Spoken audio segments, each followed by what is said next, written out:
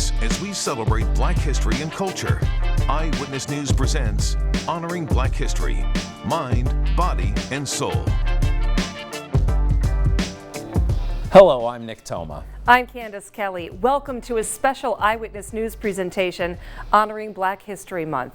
And this year, the theme is Mind, Body, and Soul. In the next hour, we will celebrate the rich Black history in northeastern and central Pennsylvania. And we will also focus on individuals who are making a difference in their communities and community leaders who are inspiring a new generation. So let's begin tonight with inspiration. Many business people of color in northeastern and central Pennsylvania face challenges that their white counterparts don't. WBRE 28, WYOU 22 Eyewitness News reporter Mark Hiller takes a look at how partnership among friends is helping overcome those obstacles. So this is one of our popular bags. It's our baller bag. The glittering basketball handbag is among the items featured at Janice's purse collection in Exeter. Look at our Steelers one.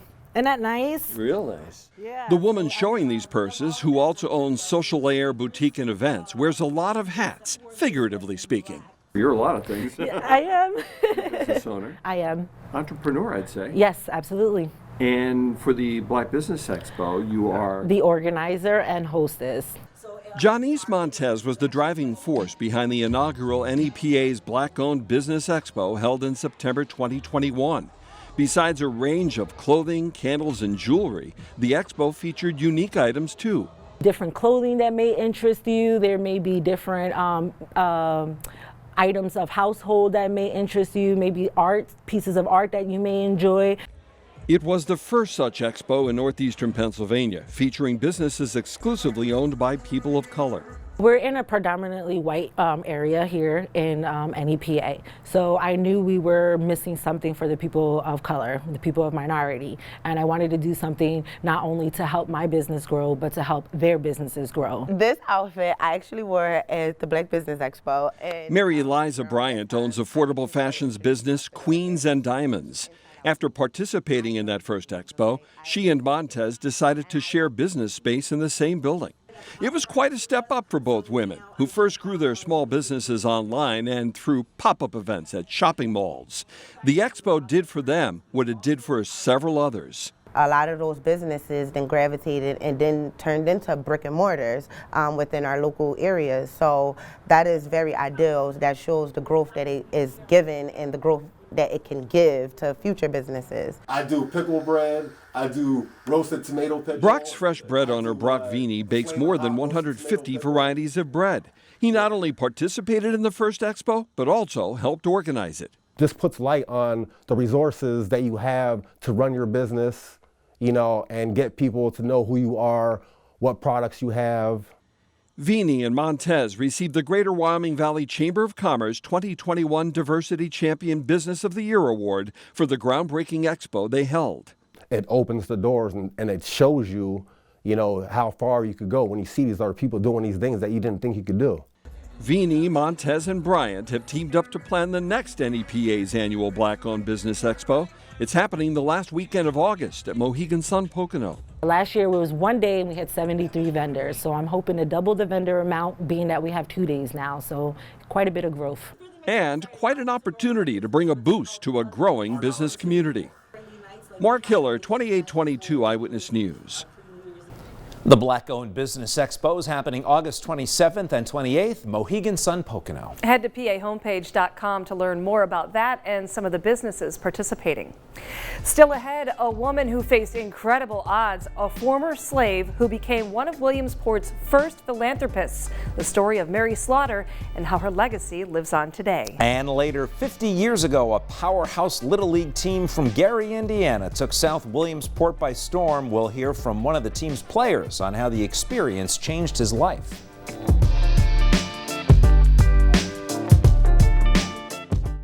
You're watching a special Eyewitness News presentation honoring Black history, mind, body, and soul. When preparing for this program, 2822 Eyewitness News reporter Jasmine Allen heard the name Mary Slaughter from a number of people in Williamsport. A prominent black woman from the late 1800s left her mark on Williamsport, who is still being remembered today. Jasmine spoke with a local historian about how her philanthropy is still serving residents in the city. Mary Slaughter was born in 1837 on a plantation in West Virginia. After getting married and having 3 children, Mary and her family moved to Williamsport in 1866 to finally experience freedom. They fit in right away. They both had jobs. Her husband, William, was a janitor and a blacksmith. The children went to school. They never would have gone to school in West Virginia where they were slaves. After Mr. Slaughter died in 1886 from tuberculosis at just 50 years old, Mary was in need of some extra money to survive. That's when she opened her home to boarders. Most of these were elderly women, and that soon evolved into a home for elderly women. During that time, there wasn't any housing for elderly black women. So in 1899, Mary established a home for aged women of color. She mortgaged her house to get more money. She, eventually built the whole complex, a whole new building. As a slave, Mary never learned to read or write, but that didn't stop her. She was very determined and advocated for funding for her home from political leaders. She went to Harrisburg, and she met with the House Senate Committee, and she got the Home for the Elderly Colored Women called a charity. And so it got state funding. Mary passed away in 1934 and is buried at the Wildwood Cemetery in Williamsport. The home was running up until the 70s. It still stands today and is located at 124 Brandon Place. It's currently an apartment complex. Now, more than 100 years later, Mary's legacy is still remembered in the community. I just have great admiration for her, using her gifts to support the community in that period of time. So that's how I think of her. In Williamsport, Jasmine Allen, 2822 Eyewitness News. In Monroe County, the NAACP has been part of the area for nearly 60 years. And the group continues to be a guiding force in the community. Recently, WBRE WIOU Eyewitness News reporter Sydney Costas sat down with the Monroe County chapter's president to talk about its impact to the area.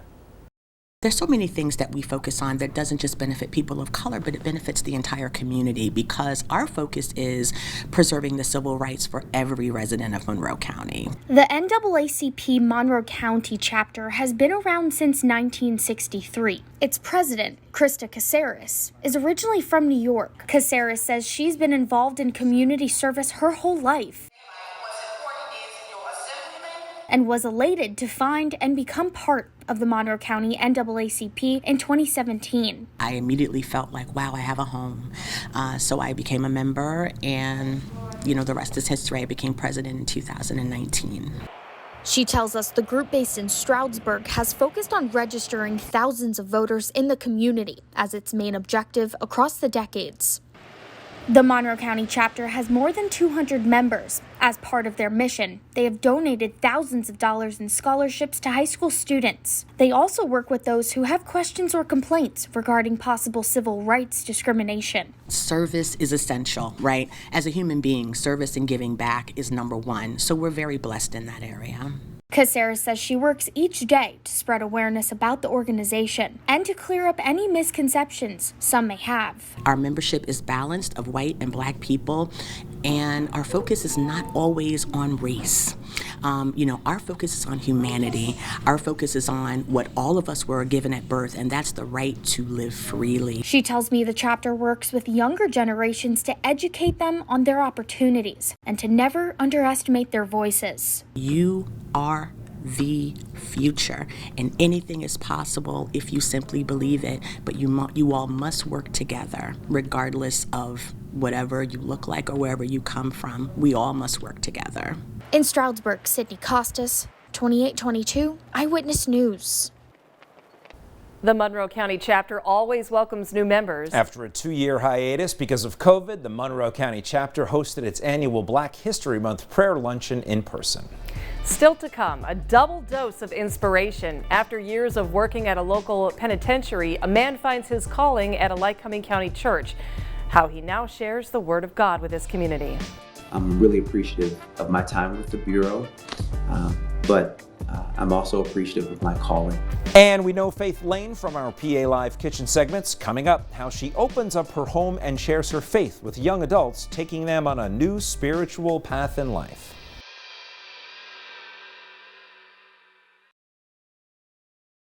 You're watching a special Eyewitness News presentation honoring Black history, mind, body, and soul.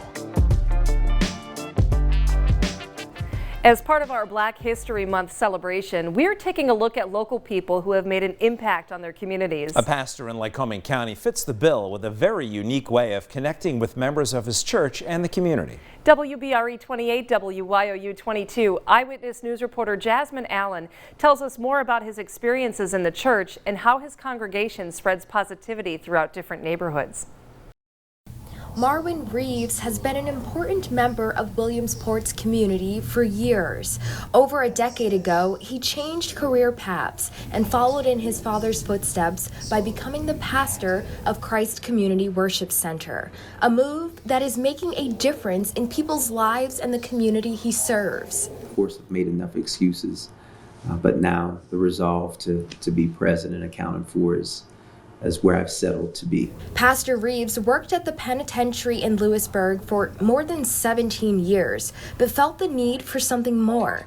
He says he was called to preach the Word of God. I'm really appreciative of my time with the Bureau, but I'm also appreciative of my calling. He has found a unique way to connect with the community. Twice a month during warmer weather, Pastor Reeves and the members of his church take a prayer walk throughout the city. Along the way, they pray and share words of encouragement to anyone passing by. Their outreach doesn't stop there. They also help keep their community clean by tidying up and picking up litter along the way. It's not just prayer walking, it involves our food pantry and individuals within a maybe 4-block radius, north, south, east, and west, that can engage a church in the city. There aren't many Black pastors in the surrounding area, which is why Pastor Reeves believes having positive representation is crucial. We have a call to sow into that in some way, civilly, spiritually, financially, in order to make a difference in the lives of those that we serve here. This year, the church members plan on continuing to connect with youth at several local schools and colleges. If we can do that, I believe that we can become instrumental in impacting the next generation. In Williamsport, Jasmine Allen, 2822 Eyewitness News. When we come back, life isn't about where you start, but about where it ends. A Lackawanna County man is making his mark in the community as the first African American to be elected to office in the Electric City. And we'll share Ty Holmes' story of grit and inspiration. And we remind you that you can learn much more about Black History Month on PAHomepage.com. You're watching a special Eyewitness News presentation honoring Black history, mind, body, and soul. Enduring adversity is something a Scranton School District director has had to deal with his entire life. Ty Holmes is the first African American to be elected to an office in the city of Scranton. WBRE, WYOU Eyewitness News reporter Cody Butler shares his story. Ty Holmes is a retired veteran. The Sergeant First Class spent 25 years in the military, 10 with the Navy, and the last 15 with the Army. He recently sat down with me, opening up about his life. Who is Ty Holmes? I think the best way to describe Ty Holmes is someone who just wants to help people. It started at a very young age for Holmes. I was given an opportunity at the age of 6 to be adopted after being born to both parents drug dealers, drug addicts. Holmes shared his early memories about his biological parents. Not taking care of me at all in any shape, way, or form, and my lack of development and issues from abuse. It was his adopted parents that helped set Holmes on a path to success. Life isn't about where you start, but about where it ends. In retirement, Holmes sits on several boards in Scranton and Lackawanna County, trying to make a lasting impact on the community. In 2021, Holmes was the first African American to be elected to a public position in Scranton's history. With some of the experiences that I've had in these multiple countries that I've served in and not only that, some of the communities across the United States, I was going to bring a different perspective. With his experience, Holmes wants to make a difference for 10,000 students in the district, especially those of color. What made you run for Scranton School District Director? I wanted to be a voice that I could, sit on this board and say, are we really paying attention to all of the kids of the school district? 1 year ago, Holmes helped launch a NAACP branch in the county. He's now the president of the organization, focusing on civil rights among all race. We want to be an organization that inspires people to strive to reach their goals, but also inform people of projects, ideals, and current events that are going on that will positively and maybe sometimes things that they negatively need to know about. At the end of the day, Holmes says it's about being inclusive, working together, and ending any stigmas on race and religion. Look to the past to know where the future is going. Look where we were 40 years ago. Look how much progress we've made. And that didn't happen overnight. That happened on the backs of people working hard. Ty Holmes looks back on his 6-year-old self, remembering what got him here today. He says he wants no one to feel sorry for him, but he wants his story to empower others. For the rest of your life, you're going to deal with some level of adversity. What you have to do is find a way to overcome them. In Scranton, Cody Butler, 2822, Eyewitness News. February marks the year anniversary of the NAACP branch in Scranton. Coming up on Honoring Black History 2022. Most of us hadn't been past 25th Avenue in Gary, Indiana, so let alone Williamsport, Pennsylvania. We're heading to the Field of Dreams, South Williamsport in 1971, and learn about a team from Indiana that made history on the Little League Diamond. You're watching a special Eyewitness News presentation honoring Black history, mind, body, and soul. Coming up in late summer, South Williamsport will host the 75th edition of the Little League World Series. 50 years ago, Anderson Little League from Gary, Indiana, made it all the way to the championship game. Little League's creative department recently made a video about that team made up of all African-American players. The award-winning video features former Major Leaguer Lloyd McClendon, who was a 12-year-old phenom back in that 1971 World Series. WBRE WIOU photojournalist Joseph Butash takes us back to the summer of 1971.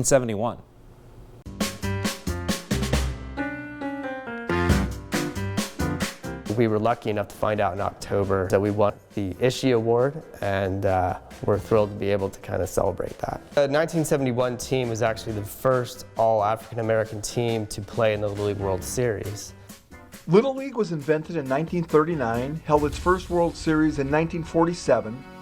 The Anderson Little League from Gary, Indiana made it to the championship in 1971. Even then, they were ball players. That's how they kind of looked at it. And I think it was years later for them where they really started to realize, oh, this was a big deal, particularly for people in their community. I recently spoke with Lloyd McClendon, former Major Leaguer and member of that 1971 all-black Little League All-Star team. Well, you know, it was only 50 years ago, so I'm getting a little absent-minded now. So, but I mean, obviously, it was a great experience. We had a lot of fun. Obviously, you know, we're a pretty good team. But you realize the impact of what you did and the impact that you had on the country, because people 50 years later are still talking about it. You know, so obviously at the time, being 12 years old, you know, we were just playing baseball and having fun. I had no idea of the social impact, really the economic impact for my region, putting Gary, you know, on the map. It was pretty exciting. Lloyd tells us the look of the Anderson Little League team was nothing different to young ball players. Being, you know, an all-black team, which, you know, from an all-black town, was not unusual for a 12-year-old kid. Most of us hadn't been past 25th Avenue in Gary, Indiana, so let alone Williamsport, Pennsylvania. And to arrive in Williamsport and see that field for the first time is just a sight that you'll never forget. McClendon earned the moniker Legendary Lloyd during his Little League World Series appearance for his exploits, which included 5 consecutive home runs. He played 8 seasons of Major League Baseball with Cincinnati and Pittsburgh, and has managed the Pirates, Mariners, and Tigers. He is one of the players that really just stands out. He's probably one of the most dominant players that ever played in the Little League World Series. Lloyd tells Eyewitness News he credits his success at the Major League level as a manager, coach, and player to lessons learned playing Little League Baseball and, of course, participating in the World Series here in 1971. He was pitching the championship game and was taken out. When I came out of that game, you know, my coach and my dad was right there, and they told me that they were very proud of me. You know, you did the best that you can do, and don't hang your head. We're very proud of you. Sometimes when you lose, you win, and that stuck with me the rest of my life. Even one small aspect that he learned was how to lose. I mean, they lost the game, but he learned how to do that. He learned how to do that with grace, and being able to take what he learned from losing and apply it to his career. I lived it, I experienced it, and thank God I had a dad that understood what was important in life and a coach that understood what was important. And winning a Little League baseball game wasn't everything. You know, it would have been great. And as our coach told us, we were champions of 99.9% of the world. You know, we didn't know the social impact that we were having at that time, but you know, looking back now, you realize that what you did was pretty special. In Lycoming County, I'm photojournalist Joseph Butash, 2822 Eyewitness News.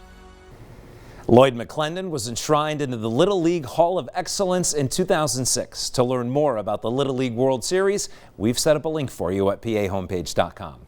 When we return, the mayor of Williamsport made history 2 years ago and is now reflecting on the changes he's making in his community and his hope for the future. We'll chat with Mayor Derek Slaughter next. You're watching a special Eyewitness News presentation honoring Black history, mind, body, and soul. One local figure has made an impact in Williamsport. Mayor Derek Slaughter made history in 2020 when he was elected mayor of Williamsport, and he's the city's first mayor of color. But he's been making an impact on the Williamsport area for many years, first as an educator and now as a mayor. WBRE 28, WIOU 22. Eyewitness News reporter Jasmine Allen has more from Mayor Slaughter about his professional journey and what inspired him to get involved in politics. In 2020, the city of Williamsport welcomed their first ever Black mayor and Democrat in nearly 30 years, Derek Slaughter. I was very grateful that the citizens and the voters of Williamsport, put their trust in me to lead the city forward. And, it's my goal to continue to live up to the trust they put in me. Before taking his seat, Mayor Slaughter taught math at Williamsport Area High School and Penn Tech. He also coached girls basketball. Seeing some of the city's basketball courts in need of repairs, he decided to make a difference in his community and run for a seat on city council. During my time on city council, I enjoyed it. And I thought I could make a greater impact in the city as mayor.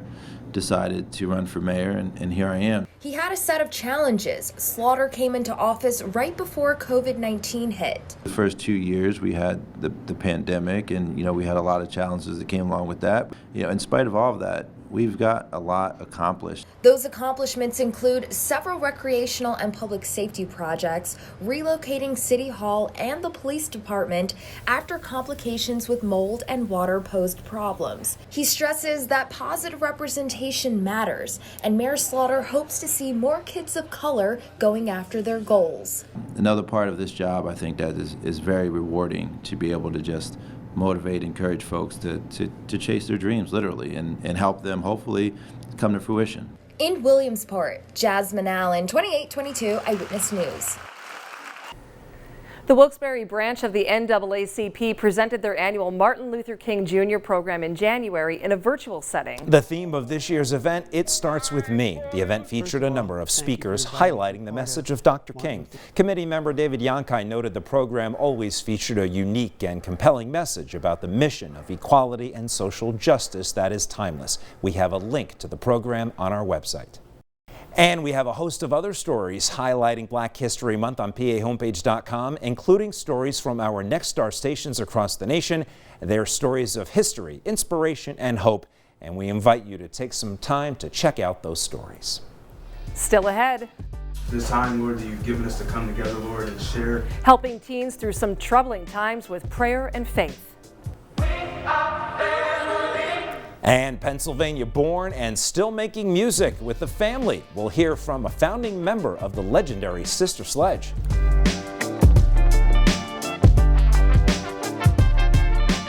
You're watching a special Eyewitness News presentation honoring Black history, mind, body, and soul. Many of our viewers know Faith Lane from her visits to bake something sweet in the PA Live kitchen, but Faith's journey in life did not start out so very sweet. In fact, she relied on her faith in God to lead her to a better life. And now she opens her home and heart to young adults for weekly Bible study. Eyewitness News reporter Chris Bohinski stopped by and learned more about Faith's faith. I'm just grateful that they choose to come here. They can choose to go anywhere else. Do you know what I mean? But they're here. And that's a good thing. Once a week after school, substitute teacher Faith Lane cooks a meal for her children and their friends. They aren't here to talk about football or TikTok or the latest viral craze. They are here to talk about God. Anybody in any stage of their faith to come. Anybody. The group, led by Braylon Evans, is a safe space for teens. Their invitation to discuss anything that is on their minds mirrors the love Jesus has for all. So if we take that same approach by being kind and gentle and loving toward others, as Jesus was toward us, then it won't push anybody away. It will just draw them in. It will attract them in. It happened in this house. And so I spoke to them about them being like a better person and trying harder. And being a product of their mother's love. They came downstairs and went to the Bible to start doing Bible study. From there it grew. There's a lot of people that are broken, a lot of people that are hurt, and a lot of young kids that are wandering. They don't know where to go. They go to drugs, money, sex, whatever they can get their hands on to make them feel something for a moment. To make that pain feel like it's not there. And God can take all of that away in a swoop. There's no prayer in schools. That's sad to me. Those kids need a strong foundation. You never know what people are going through. So if somebody thinks that they're alone, they're probably not. Most likely they're not alone. Because I've been through a lot of stuff and I feel like I can relate to people. So I like to share my story. I was one of those kids one day. That was me one day. And no one took time out for me. So I give where I didn't get. And I give snacks too, and gift cards. Although Faith stays out of the dining room during the 3-hour Bible studies, she is always praying. That's my prayer every morning, God, make me effective. Because it's not about me, it's about them. To impact them, to change their hearts and minds, just to motivate them. I might be only a sub, but I can still make a change in them. And that's Faith's faith. Oh. In Wilkes-Barre, Chris Bohinski, 2822 Eyewitness News. Faith is very active in her church and the community, and you can see our story on Faith's life on PAHomepage.com. There you can also find her recipes that she features when she stops by our PA Live kitchen. Get ready to rock, roll, and remember with a member of Sister Sledge, memories, and making new music for a new generation. And we are in the kitchen with members of the Wilkes-Barre NAACP for some cooking and conversation a bit later. You're watching a special Eyewitness News presentation honoring Black history, mind, body, and soul. Four Pennsylvania daughters of a Broadway tap dancer made a name for themselves in the entertainment world, but not with their dance moves. They did it with their singing ability, first achieving international success in the 1970s as the vocal group Sister Sledge. One of the group's founding members, flanked by her two children, spoke with 2822 Eyewitness News reporter Mark Hiller about the group's history and its future. It's the title track from the 1979 album We Are Family, given the 2022 touch. The song and album propelled the group of four Philadelphia sisters called Sister Sledge to the top of the music world. Founding member Debbie Sledge compares the success of the quartet's third studio album to a dream. We were having fun, so it was all, like I said, a dream. It snowballed actually in a very fast way. From what from my experience, that was pretty fast because we were just having fun singing together.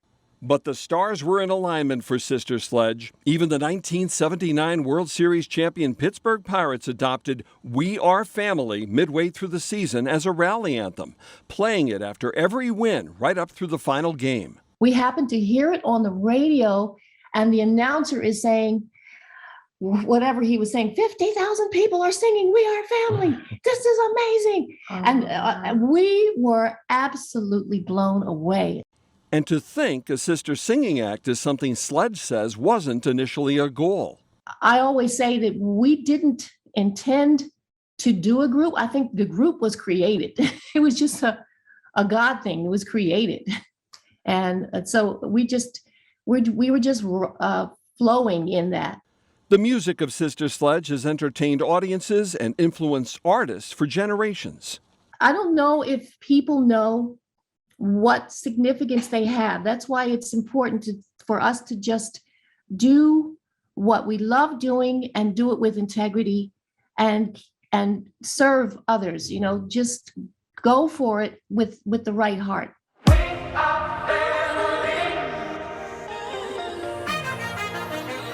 Sledge is relaunching the group under the name Sister Sledge, featuring Sledgendary. The five-member act includes two of her children, Camille and David Sledge, her nephew Thaddeus Sledge, and Tanya T.A. It's such another dream come true. I had to leave my kids so many times going on the road when they were little. And this is just prayers answered because they had a lot of prayer over them. But I didn't dream that this would happen. And this is so awesome.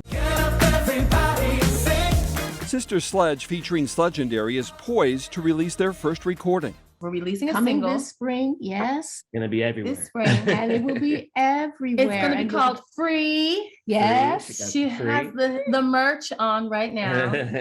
It's super fun. It's this up-tempo, danceable song that we're all singing on. Yeah. Following in the footsteps of their mother and aunts and other trailblazing artists can be daunting. The legacy that we have to uphold as Black artists, and for those that are coming up after us, and the younger ones under us are going to be watching to see who did it right and who did it wrong. Sister Sledge certainly got it right, cementing their place in music history. At what point, Debbie, does it click in that, you know what, my sisters and me, we're making history here? I don't know if it did. I don't even know that it did. I'm still in shock. Mark Hiller, 2822 Eyewitness News. Sister Sledge, featuring Sledgendary, is taking their act on the road. The group is launching a tour starting in May. You can head to pahomepage.com to learn more about that and to check out some of the music of Sister Sledge. As we honor Black History Month, we highlight Chris Handles Franklin, a Harlem Globetrotter from Harrisburg, Pennsylvania. Valerie Pritchett from our Harrisburg affiliate WHTM shows us how he uses his home court advantage to assist and uplift those around him. What I'm doing is what I always wanted to do since I was 6 years old. A globe-trotting goal accomplished for Chris Handles Franklin, whose career started to take off here at Susquehanna Township High School. Long time ago. Great times, though. I loved it here. He put in the work, hooping his way through high school and college, where he earned a master's degree in social work. Through it all, Franklin held on to his dream of becoming a Harlem Globetrotter. I went after my dream, so I sent them a tape of me doing tricks and things. His first shot came up short. And they were interested, but it didn't quite work. But he refused to give up, taking a different shot. My big break came with Nike. This time, a slam dunk. I actually was a replacement for the world's best dribbler contest. And then the Globetrotters came looking for me. So I spent all my life trying to look for the Globetrotters, and they came looking for me. For the last 15 years, Franklin has hit hardwoods across the world, dazzling fans with fast hands and fingertip spins. I was known as one of the best dribblers in the world. Throughout his travels, he kept his hometown and his community close to his heart. You know, my father was a police officer. My mother worked in a hospital. They helped people all my life, and I think that gene was passed on to me and my brother. He started the Chris Handles Franklin Foundation as a way to give back to his community. Not only events with youth, we're able to rehab playgrounds, which we've done 4 parks. We have our turkey giveaway that we do every single year, giving away turkeys to needy families. Provide gifts for the women's shelter. We help feed and clothe the homeless.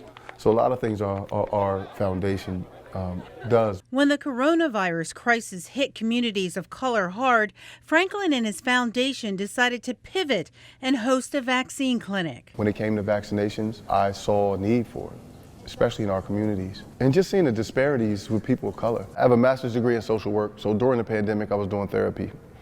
And I saw what the pandemic has done, not only to families, but especially to kids. So many people have been hurt through this pandemic. Still, he has hope. We all are born with our own greatness, and it's important for us to strive every day to reach that greatness. And his faith to keep him grounded. I think it's important to keep God in your life, and if God's with you, no one can be against you.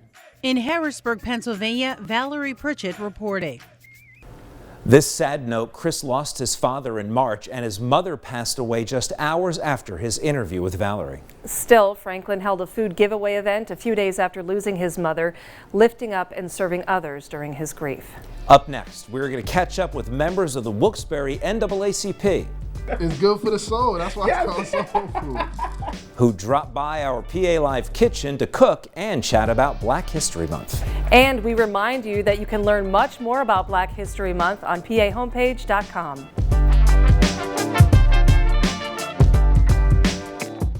You're watching a special Eyewitness News presentation honoring Black history, mind, body, and soul. The Wilkes-Barre NAACP welcomed a new president last year, and it's been a busy first year working to bring the community together. 2822 Eyewitness News reporter Nicole Rogers met with members of the local branch in our PA Live kitchen to talk about the importance of the organization in our community and food that's good for the soul. Chicken and waffles. Just one of the dishes Jamel Caliste is known for when he is a guest chef at NEPA MR Lounge, a Luzerne County restaurant known for its southern cooking. He stopped by our PA Live kitchen to cook and chat. It's good for the soul. That's why it's called soul food. And that isn't all he's known for. Caliste is the president of the Wilkes-Barre NAACP, the youngest person to ever hold that position. The NAACP has been here since 1930. That's almost 100 years. So if an organization like the NAACP can thrive in an area like this, that only means that it has been accepting. To show that community spirit and acceptance, he teams up with NEPA MR Lounge for a Sunday brunch full of comfort foods, and everyone is invited. Seeing the different cultures and how we came together on Sundays and sat around the table and made a meal, and how everybody had a part to play in preparation of the meal. So, I mean, for me, it was pretty good.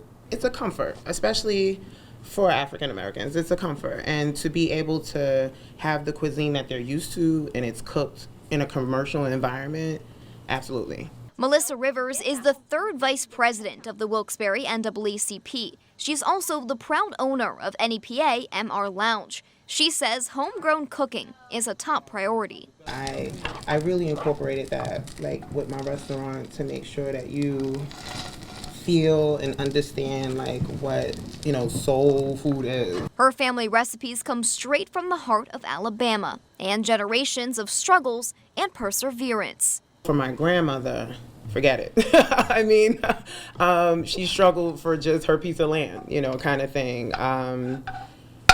Then, you know, my mother was kind of seeing what was wrong and was in that struggle of like, how do I get out of this? So that was good for me to have the confidence to even do what I'm doing today. Both Rivers and Caliste say Black History Month is a time to not only look at the progress that has been made, but to have conversations about where we go from here. I celebrate Black History every day of the year, but more so in February, you know, there's a lot of programming, a lot of different things that go on. So Black History Month to me is just a month-long celebration of just how far we've come and how much more we have to go. Nicole Rogers, 2822 Eyewitness News. And we've set up a link to the Wilkes-Barre NAACP on our website, so you can keep up with the group's events throughout the year.